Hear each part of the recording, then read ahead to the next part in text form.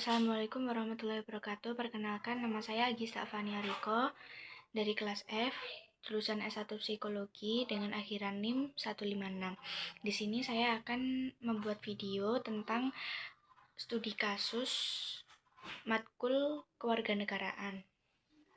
Studi kasusnya yaitu peran mahasiswa sebagai warga negara. Kasusnya yaitu konflik pendapat di lingkungan kampus di sebuah universitas. Sekelompok mahasiswa mengadakan diskusi publik mengenai isu sosial dan kebangsaan. Dalam diskusi tersebut muncul perbedaan pandangan yang tajam antar mahasiswa dari latar belakang organisasi, suku, dan agama yang berbeda. Perbedaan pendapat tersebut kemudian berkembang menjadi perdebatan emosional di media sosial, bahkan disertai dengan ujaran yang menyinggung identitas kelompok tertentu. Situasi ini menyebabkan suasana kampus menjadi tidak kondusif dan memunculkan sikap saling curiga antar mahasiswa. Pertanyaannya yaitu,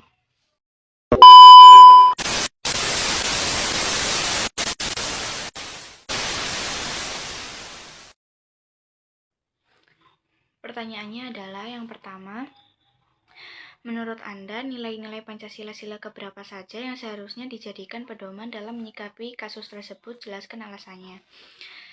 Menurut saya, nilai-nilai Pancasila yang paling relevan dalam menyikapi kasus tersebut itu adalah yang pertama, sila kedua Pancasila yang berbunyi kemanusiaan yang adil dan beradab. Sila ini itu menekankan sikap saling menghormati martabat manusia tanpa membedakan suku, agama, maupun latar belakang organisasi. Ujaran yang menyinggung identitas kelompok jelas bertentangan dengan nilai kemanusiaan dan etika pergaulan yang beradab. Yang kedua yang harus diterapkan dalam studi kasus ini yaitu adalah sila ketiga, yaitu Persatuan Indonesia. Perbedaan pendapat itu harusnya tidak memecahkan persatuan mahasiswa sebagai bagian dari bangsa Indonesia. Konflik yang berkembang hingga menimbulkan kecurigaan antar kelompok menunjukkan melemahnya semangat persatuan.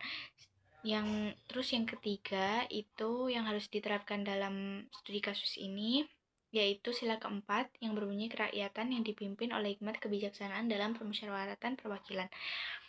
Sila ini tuh mengajarkan penyelesaian masalah melalui dialog, musyawarah, yaitu kayak diskusi yang rasional serta demokratis, bukan melalui perdebatan emosional. Selanjutnya, sila yang harus diterapkan dalam studi kasus ini yang paling akhir adalah sila kelima Pancasila yang berbunyi keadilan sosial bagi seluruh rakyat Indonesia. Setiap mahasiswa itu berhak menyampaikan pendapatnya secara adil dan bertanggung jawab tanpa merugikan dan mendiskriminasi orang lain. Selanjutnya, studi kasus pertanyaan yang kedua yaitu bagaimana peran Anda selaku mahasiswa sebagai agen perubahan, agent of change, dalam menyelesaikan konflik tersebut secara damai dan demokratis. Sebagai mahasiswa dan agen perubahan, peran yang dapat dilakukan itu antara lain yang pertama, menjadi penengah atau mediator dengan mendorong dialog terbuka dan musyawarah antar pihak yang berkonflik. Yang kedua, menggunakan media sosial secara bijak, yaitu tidak menyebarkan provokasi, ujaran kebencian, atau informasi yang memperkeruh suasana. Cara yang ketiga itu mengajak teman-teman untuk berpikir kritis dan rasional, bukan emosional dalam menyikapi perbedaan pendapatnya itu. Terus sikap yang keempat itu menginisiasi forum diskusi yang sehat, ilmiah, dan inklusif agar perbedaan pandangan itu dapat disalurkan secara konstruktif. Yang kelima itu menanamkan nilai toleransi dan empati sehingga tercipta budaya saling menghormati di lingkungan kampus. Selanjutnya, pertanyaan studi kasus yang ketiga yaitu jelaskan penerapan prinsip Bhinneka Tunggal Ika menurut Anda dalam menghadapi perbedaan pendapat di lingkungan kampus. Prinsip Bhinneka Tunggal Ika yaitu berarti berbeda-beda tapi tetap satu jua. Dalam konteks kampus, penerapannya itu meliputi yang pertama, menghormati perbedaan pendapat, suku, agama, dan organisasi sebagai bagian dari keberagaman. Terus yang kedua itu tidak memaksakan pandangan pribadi atau kelompok kepada orang lain. Terus yang ketiga itu mengutamakan kesamaan. Tujuan sebagai mahasiswa itu menciptakan lingkungan akademik yang damai, kritis, dan beretika. Terus yang keempat itu menjadikan perbedaan sebagai kekuatan untuk memperkaya wawasan, bukan sebagai sumber konflik. Selanjutnya pertanyaan studi kasus yang keempat yaitu, menurut Anda, apa dampak negatif bagi persatuan dan kesatuan bangsa apabila konflik semacam ini dibiarkan berlarut-larut? Apabila konflik semacam ini tuh dibiarkan tanpa penyelesaian, dampak negatif yang dapat muncul antara lain yang pertama, rusaknya persatuan dan kesatuan mahasiswa yang dapat meluas ke masyarakat dan bangsa.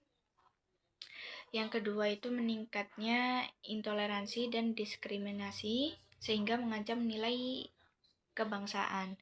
Terus yang ketiga itu menurunnya kualitas kehidupan akademik karena suasana kampus menjadi tidak kondusif.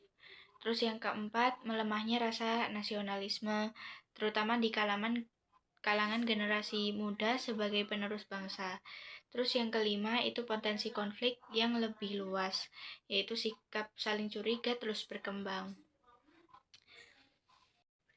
Kesimpulan yang dapat diambil dari studi kasus kewarganegaraan ini yaitu mahasiswa memiliki peran strategis dalam menjaga persatuan, menegakkan nilai Pancasila, dan mengimplementasikan prinsip Bhinneka Tunggal Ika dengan sikap dewasa, toleran, dan demokratis.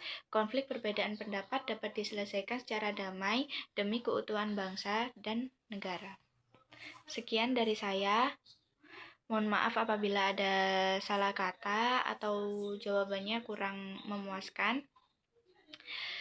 Terima kasih. Wassalamualaikum warahmatullahi wabarakatuh.